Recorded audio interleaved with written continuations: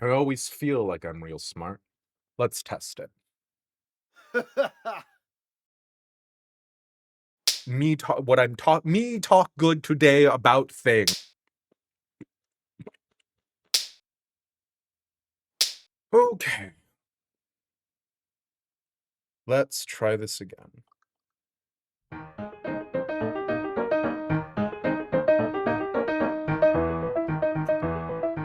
I used to do high school speech and debate, and that feels like a weird thing to talk about when I'm telling you why you should be playing Of the Devil. But the reason why I bring this up is because I originally formatted me talking about Of the Devil like it's a review or like it's an extemporaneous speaking prompt and that I was going to convince you. And I don't think that's right. I don't think the thing that you should be experiencing when I'm talking about this visual novel that I genuinely think is life-changing is going to be the bite-sized media pieces. Because let me be clear, the user interface, the visuals, the art style, the vibes, the writing, it is all amazing. It is all incredibly amazing, and I cannot possibly talk to you enough about how the red and black aesthetic being combined with the concept of a roulette wheel, the idea of gambling being in every single interaction a human being ever makes, whether it's talking to another human being and gambling on what that person's going to say, how they're going to respond, us thinking about our interactions and reactions, or whether it's something as simple as taking a walk outside, the gamble and risk reward payoff that we're talking about there. I don't know if it's the fact that it's sort of setting agnostic, the idea that this could be set anywhere in the world, the idea that it is extremely precise in its language or that its storytelling is incredible because it has had two chapters that came out, and both of those chapters have been exceptionally written. But all of that sort of like, wow, let me talk about the benefits of this. Let me talk about how great this game is isn't quite right for Of the Devil or for me talking about it. If I'm gonna talk about a game, sometimes I just like to be able to talk about the experience. And the thing that Of the Devil does is it makes being pretentious accessible.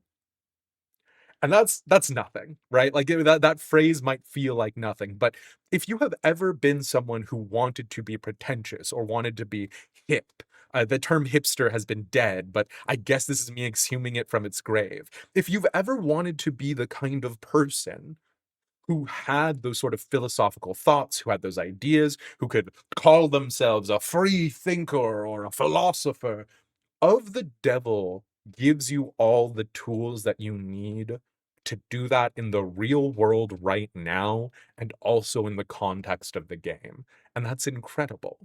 Is there a meta narrative going on with Of the Devil? I'd like to think so. I haven't actually sat down and spoken with any of the developers, of which there are 5.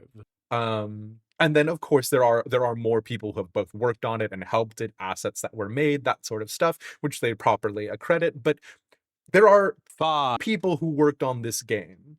And again, that in and of itself is like that media bit that you hear, like, oh, wow, they have such a small development team. But the reason why I bring this up is because the ideas that are being presented, the way that they're being presented, the evidence that is being used to support them, the idea that all of this is a field for which you can plant your fucks and watch how they grow, because you will give a fuck about Of the Devil. You will give a fuck about the world, you will give a fuck about the characters, and, a certain amount of that might be you projecting yourself onto the characters. I have a character who I've become obsessed with, Evan Dawes. He's nothing. And I don't mean that in like a self-derogatory kind of way. I just mean he truly is not a main character, but he is so good. And the things that you can do with that, the interactions that you can have, the relations, the concepts behind all of these people living in this world that is breathing and that has reason and thought put into it, that has a heart and a beating soul, and the fact that there are these characters who are struggling with their problems. Of the Devil is not going to get any points for being like a 100% esoteric brainchild that has no touchstones in the real world. A lot of people I remember were calling it Toxic Yuri Ace Attorney because of the interactions between Emma and Morgan. I saw a lot of people referring to Danganronpa or like the killing game genre of visual novels. And yeah, sure, fine. Like whatever like touchstones assist in the communication of that development. But for me, the thing about Of the Devil that makes it so powerful is the fact that it is unabashedly itself. Everything from the art style and the notion of the games, the way that everything is presented, the logic that is being taken in there. If you invest sincerely in the game yourself, the payout is incredible.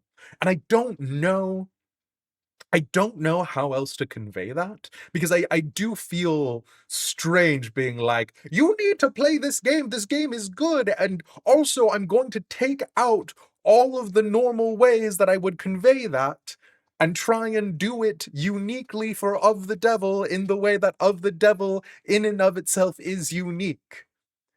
Because anything I tell you will be a spoiler. Anything I convey, anything that I say, and I mean that. From the very first moment of sound design, when a card is being thrown onto the table, to any single interaction between the characters, the experience is something that you need to pick up for $10 yourself and experience it for yourself. Anything that I say will cheapen the experience. And I think that might be the thing Of the Devil has going for it the best right now at this exact moment, is that no one else is talking about it. You can be on the front lines of something that has the potential to be one of the best experiences of the 21st century, and you don't have to worry about anyone else spoiling it for you. You can like Of the Devil before it was mainstream. And I know that sounds foolish. I know that sounds nonsensical. And like, in fact, if anything, what I just said was yet another marketing tactic. But the reason why I'm bringing it up, the reason why I'm so emphatic and insistent upon this is because it is impossible for me to convey to you how good Of the Devil is for me without ruining all the things that made it so good for me for you. Tracking? Great. Please, please, please, please, please, please go check out Of the Devil. I'll have a link in the description. There's going to be like 3 people who watch this, but I just needed to get all of these thoughts out because I just finished episode 1. And honestly, episode 0, the demo, which is available for free, was incredibly good. Incredibly good.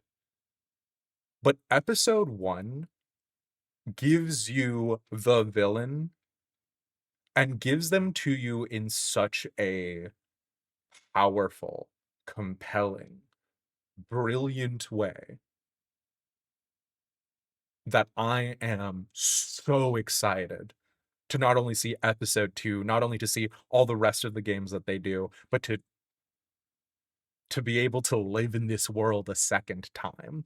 They've also done other games, game jams that are available for free for you to compare them to. Model Employee is one that I've got a lot of mixed feelings about in a lot of different ways. And then March in Line, both of those were made for game jams. Both of those were incredibly good. So again, go check those out as well. I think they are mwah, for the low, low price of free, also exceptional. But I think Of the Devil is not only worth paying money, I think it's worth saying, hey, buckle up, buckle in. This is going to be an experience.